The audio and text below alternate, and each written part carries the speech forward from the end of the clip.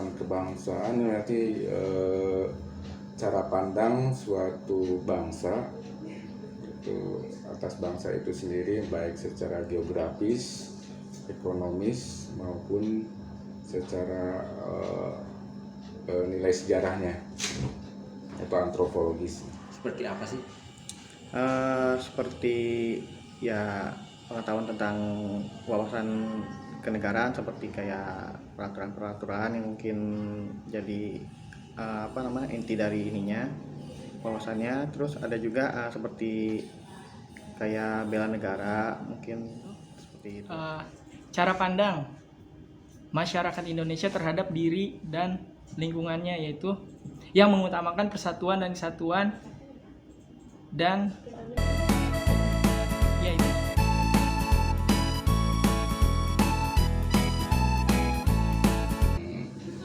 Bela negara berarti kita harus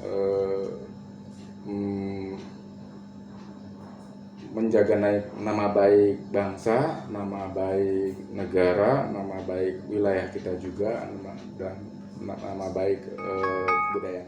Nilai-nilai bela negara seperti kayak cinta tanah air, bisa juga cinta tanah air, seperti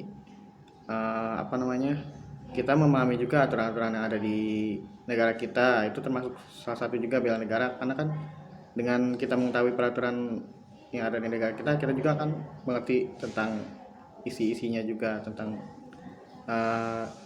bela negaranya.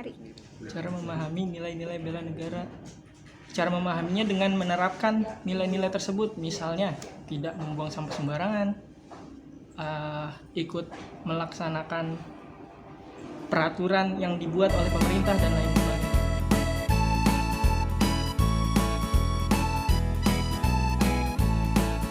Menurut saya penting wawasan bela negara itu, wawasan kebangsaan itu penting. Masalahnya agar kita mengetahui jati diri sebagai bangsa, jati diri sebagai warga negara, ada secara ideologis maupun secara wawasan kebangsaan. Itu secara ideologis kita memiliki ideologi apa, jangan sampai kita mengikuti ideologi yang bukan menjadi budaya kita atau jati diri kita. Contohnya umpamanya ideologi liberalis itu kan tidak cocok untuk bangsa Indonesia. Itu ideologi yang digali dari bumi bangsa Indonesia sendiri. Kita kehilangan jati diri. Dengan komunis apalagi kita kehilangan jati diri. Harus wajib sebagai warga negara Indonesia itu harus memahami makna wawasan kebangsaan. Iya, harus. Karena kan sebagai warga negara Indonesia juga kita tuh harus memahami wawasannya juga, maknanya, seperti cinta tanah air, bela tanah air, terus membela negara juga, termasuk itu juga. Sebenarnya sangat penting, namun masih banyak warga negara yang belum begitu paham dengan wawasan kebangsaan itu sendiri. Contohnya masih ada saja warga yang dengan mudahnya membuang sampah sembarangan yang menyebabkan kerusakan alam dan sebagainya.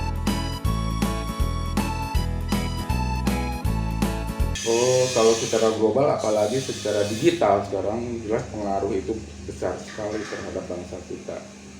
Pengaruh liberalis, pengaruh sekularis, dan pengaruh komunis juga termasuknya di dalamnya, bisa mempengaruhi bangsa kita. Jadi via-nya sekarang berarti via media sosial. Iya. Isu-isu global yang sekarang ini ya mungkin seperti COVID-19, terus belum juga ada tentang media-media sosial juga yang ini. Terus juga ada bencana-bencana alam juga, isu-isu global juga. Jadi kalau misalkan kita kan punya wawasan kenegaraan, kebangsaan, jadi kita bisa menjalankan itu makna dari wawasan kebangsaan seperti bela negara. Kan kita bisa bantu juga warga-warga yang terkena musibah, kita bisa bantu mereka gitu. Bangsa dan bernegara. Isu global saat ini tentu saja COVID-19 ya, karena ya itu sudah kita tahu itu menjadi isu yang sangat apa namanya ya isu yang sangat global dan mendunia gitu.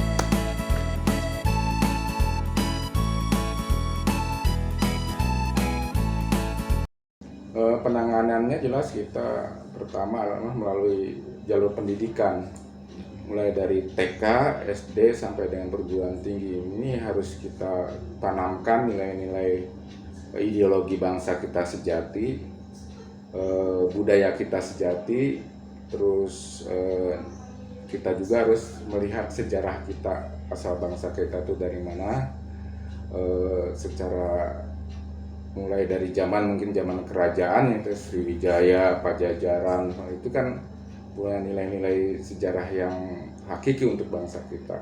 Apa yang harus ditanamkan kepada bangsa kita? Jangan sampai kita kehilangan momentum-momentum sejarah-sejarah yang tadi. Cara-cara untuk mengatasi isu-isu global seperti ya kita bisa bantu juga mereka dengan membuat kayak donasi seperti donasi ya sesuai material gitu, atau mungkin donasi yang lain seperti uang segala macam gitu untuk mengatasi isu-isu global yang ada terjadi di negara kita sendiri gitu ya. Tersebut. Cara mengatasinya itu masyarakat harus tertib dengan aturan-aturan yang dibuat pemerintah.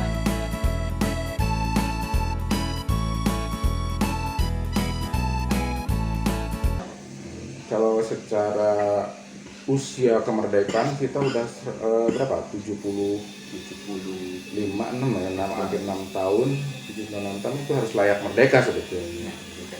Itu disebut layak merdeka, harus layak merdeka. Kalau dibandingkan dengan bangsa-bangsa lain yang baru 40 tahun, 20 tahun mereka bisa menikmati merdeka, betul-betul merdeka. Sedangkan di bangsa kita kemerdekaan itu hampir disebutnya abu-abu ya. Abu-abunya gini, mulai dari yang kaya sampai dengan yang miskin itu berbeda-beda yang namanya menyikapi kemerdekaan. Yang kaya raya mungkin menyebutkan sudah merdeka sepenuhnya. Yang menengah mengatakan bahwa merdeka itu baru merdeka, itu juga baru diupayakan. Yang miskin jelas merasa belum merdeka secara ekonomis. Itu sudah merdeka atau belum? Negara kita belum bisa. Kalau dari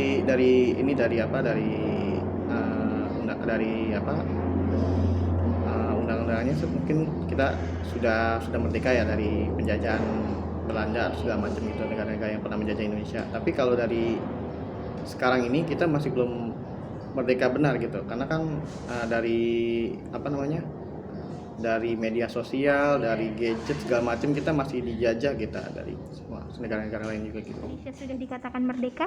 Merdeka dari penjajah luar negeri ya, namun merdeka dari gadget dan lain sebagainya itu belum, karena masyarakat Indonesia masih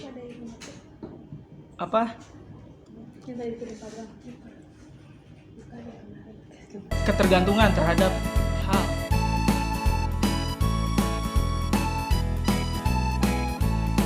Tanamkan budaya Indonesia yang asli, terus ideologi yang sebenarnya bangsa Indonesia itu apa, ideologi kita Pancasila, maka tanamkanlah Pancasila. Jangan sampai anak kabur, sehingga kalau anak melihat kekaburan ideologi kita, yaitu mereka akan bertanya bahwa kita memiliki ideologi apa gitu. Kalau umpamanya dia hanya mengenal liberalis, maka dia memperkenalkan dirinya ideologi liberalis, maka yang timbul kerusuhan di mana-mana, tawuran. Nah, itu adalah ideologi liberalis dan sekularis. Nah, kalau anak itu senangnya dengan acara-acara yang berbau sekularis, maka anak itu akan mengikuti secara bentuknya sih simple sih, bisa kayak kita tuh beli produk Indonesia itu kan ada produk-produk lokal kita beli gitu, kita nggak usah mengandalkan produk-produk dari luar negeri juga, karena kan produk Indonesia juga pasti kualitasnya juga bagus gitu. Dengan begitu kan kita mengangkat nama Indonesia juga gitu ke kancah ke negara lain, biar negara lain juga tahu gitu kalau Indonesia tuh bisa gitu. Itu Pak. Oke Pak Gigi, terima kasih Ya. atas waktunya. Ada harapan buat Indonesia?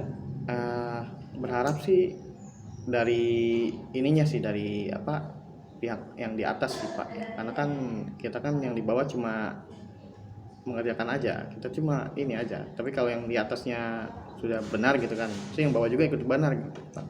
Ya, terima kasih, itu aja Pak. Oke, baik. Terima kasih Pak Gigi. Selamat Cinta sore. tanah air di zaman milenial. Cinta tanah air. Hal sederhana yaitu dengan membuang sampah pada tempatnya. Terima kasih.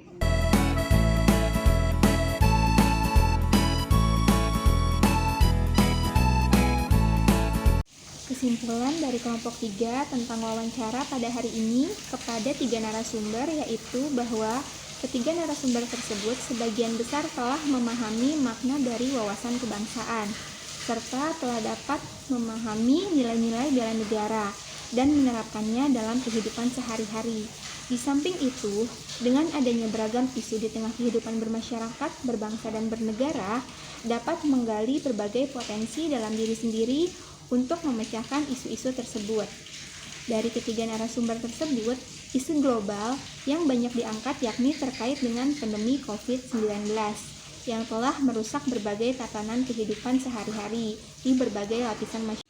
Adapun bentuk kontribusi yang mereka lakukan dalam menanamkan cinta tanah air yaitu salah satunya dengan menggunakan produk lokal buatan anak bangsa. Terima kasih.